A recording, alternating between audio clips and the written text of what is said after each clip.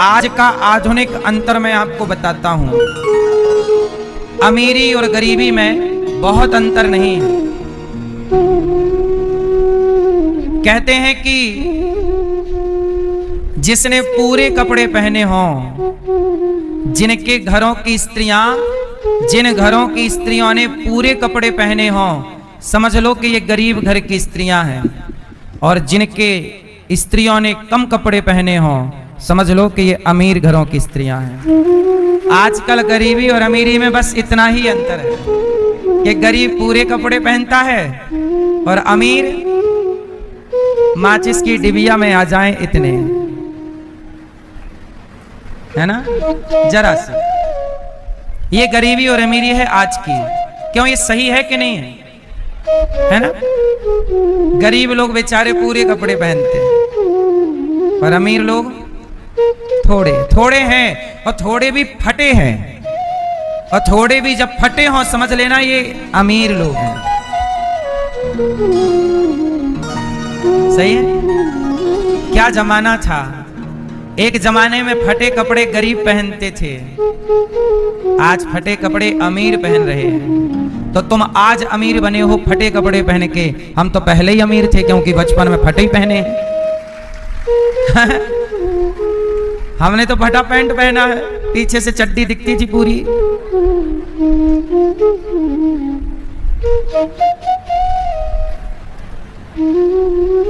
क्यों, तुम आज अमीर हुए, यदि तुम्हारे हिसाब से यही अमीरी है तो फिर वो अपना फटा कपड़ा सही था क्या? अमीरी और गरीबी में क्या अंतर है? अमीरी भी उतने साल जीती है, गरीब भी उतने ही साल जीता है। अमीर भी हंसता है, गरीब भी हंसता है।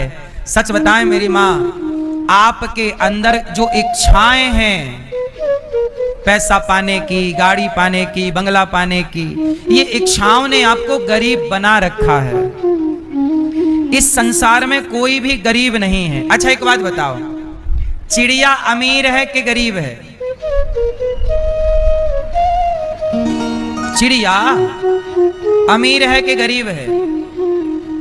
कुत्ता अमीर है कि गरीब है? मछली अमीर है कि गरीब है? 84 लाख योनियों में सब वैसे ही है जैसे परमात्मा ने बनाया है। एक इंसान है जो यहाँ आके अच्छे कपड़े पहन के मानता है कि मैं अमीर हूं, उसके कपड़े गंदे हैं तो मान लेता है कि यह गरीब है।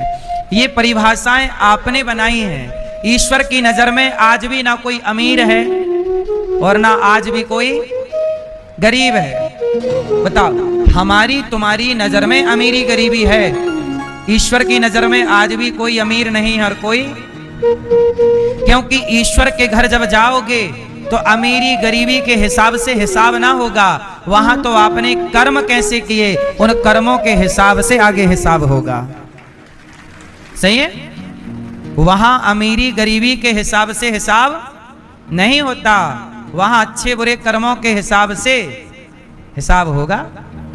तो अमीर कौन और गरीब कौन? मैया, जिसके अंदर इच्छाएं ज्यादा हैं, वो, जिसके अंदर इच्छाएं ज्यादा हैं वो गरीब है।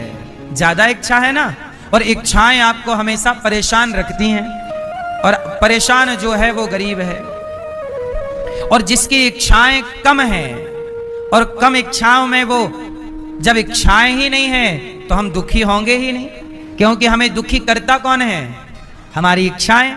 इसलिए जिसकी इच्छाएं ज्यादा हैं वो गरीब है, जिसकी इच्छाएं ज्यादा, और जिसकी इच्छाएं कम वो अमीर है। अमीर होना है तो देखो ना, हमारे संत लोग पेड़ की छांव में पड़े हैं फिर भी कोई कामना नहीं। आप महलों में रह के भी परेशान हैं और संत पेड़ की छांव में भी सुखी हैं। क्यों?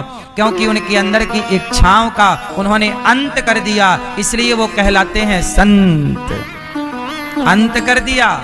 इसलिए कहता हूं, मारना है तो अपनी इच्छाओं को मारिए। किसको मारिए? अच्छा, जैसे रावण की इच्छा हुई सीता मां को चुराने की। रावण की क्या इच्छा हुई? सीता मां को चुराने की। यदि रावण अपनी इस इच्छा को मार डालता तो क्या रावण का सर्वनाश होता? लेकिन रावण ने क्या किया? अपनी इच्छा को मार नहीं पाया। अपनी इच्छा को, अपने भीतर की गलत इच्छा को मार नहीं पाया। इसलिए कहता हूं, आपके अंदर जो गलत गलत इच्छाएं हैं, गलत गलत विचार हैं, इन गलत इच्छाओं को, विचारों को मारना ही। आपके शत्रु बाहर नहीं बैठे हैं, आपके शत्रु भीतर हैं। अपने भीतर के शत्रुओं को मार डालोगे तो आप जीत जाओगे। रावण हार गया।